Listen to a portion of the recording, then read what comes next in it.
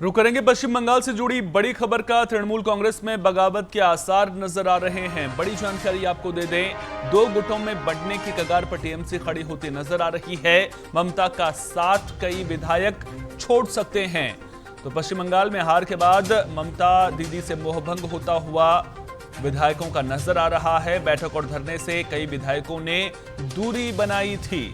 ये जानकारी आपको दे दें, पश्चिम बंगाल के राजनीतिक गलियारों में अब एक बड़ा राजनीतिक सवाल घूम रहा है कि क्या तृणमूल कांग्रेस धीरे धीरे टूटने की ओर बढ़ रही है।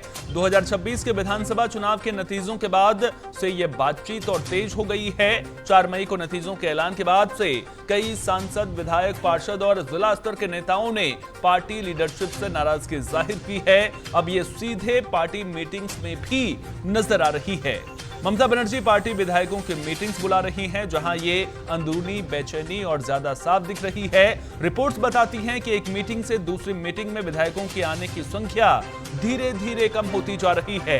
पहली मीटिंग में काफी अच्छी हिस्सेदारी देखी गई, लेकिन दूसरी मीटिंग में अटेंडेंस कम हो गई और तीसरी मीटिंग में और भी कम हो गई। वहीं कल जब ममता ने कोलकाता में उन्होंने धरना प्रदर्शन किया, विधायकों से कहा, सांसदों से कहा कि बड़ी संख्या में आप आइए। जिस तरह से बीजेपी हमले कर रही है, जो आरोप टीएमसी की ओर से लगाया जा रहा है कि टीएमसी नेताओं पर बीजेपी की ओर से हमले किए जा रहे हैं, उसके खिलाफ प्रदर्शन किया जा रहा था। वहां पर धरना प्रदर्शन में भी तृणमूल के विधायकों की संख्या काफी कम रही।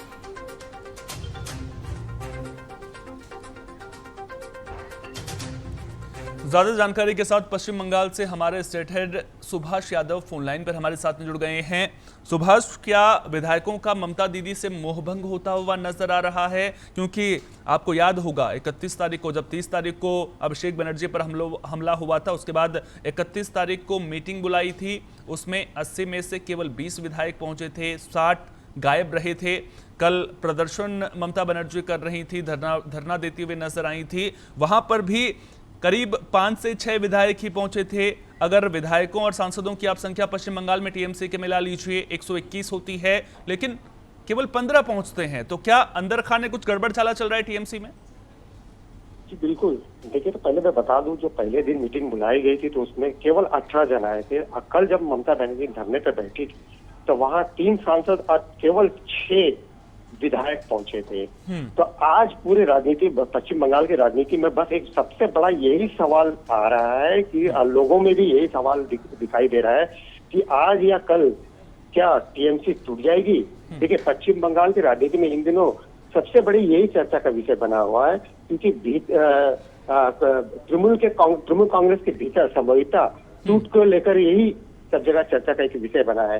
क्योंकि पार्टी से निष्कासित विधायक जो रुद्रव्रत बनर्जी हैं, उनसे अटकलें लगाई जा रही है कि वह 53 से 55 विधायकों का समर्थन उन्हें मिल चुका है और वो जल्दी ही यहाँ के स्पीकर से मिलने वाले हैं और अपनी मौजूदगी बताएंगे कि मेरे साथ कितने स्पीकर हैं।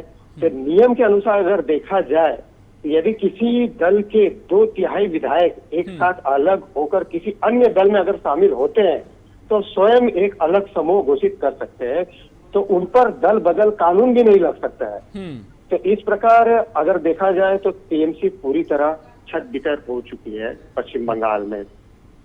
सुभाष, क्या यह माने कि अब ममता दीदी के सामने सबसे बड़ी चुनौती अब टीएमसी के वर्चस्व को बचाने से ज्यादा टीएमसी का सिंबल उनके पास रहे, इसकी आगे खड़ी होती हुई नजर आ रही है? क्योंकि जिस तरह से आपने बताया कि अभी जिस तरह से कुछ विधायक ये दावा कर रहे हैं कि उनके पास जो है ज्यादा समर्थन है, इसलिए जो टीएमसी का सिंबल है वो भी उन्हें मिल जाना चाहिए। तो क्या अब मामला कानूनी लड़ाइयों में भी फंसता हुआ पश्चिम बंगाल में नजर आ रहा है? क्योंकि ऐसा ही हाल हमने महाराष्ट्र में भी देखा था, जब शिवसेना को लेकर के इस तरह के हालात पैदा होते हुए नजर आए थे। तो क्या पश्चिम बंगाल में भी टीएमसी की जो लड़ाई है वो कानूनी रूप अख्तियार करते हुए नजर आ रही है आगे? जी बिल्कुल, एकदम आप सही एकदम बता रहे हैं कि एकदम वही पश्चिम बंगाल भी की हालत वही इतिहास दोहरा रहा है महाराष्ट्र के जैसा, उद्धव ठाकरे की।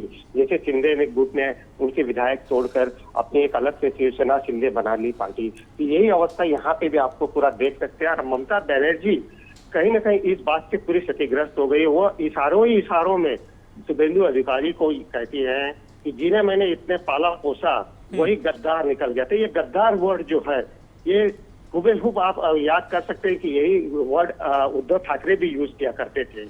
तो वही अवस्था यहाँ पे, और पश्चिम बंगाल में ये तो निश्चित ही देखा जा सकता है कि आज या कल, ये 2-3 दिनों में टीएमसी टूटने के पूरी कगार पे है। ठीक है सुभाष, आप पश्चिम बंगाल के राजनीतिक घटनाक्रम पर नजर बनाए रखिए। बहुत बहुत शुक्रिया तमाम जानकारी साझा करने के लिए।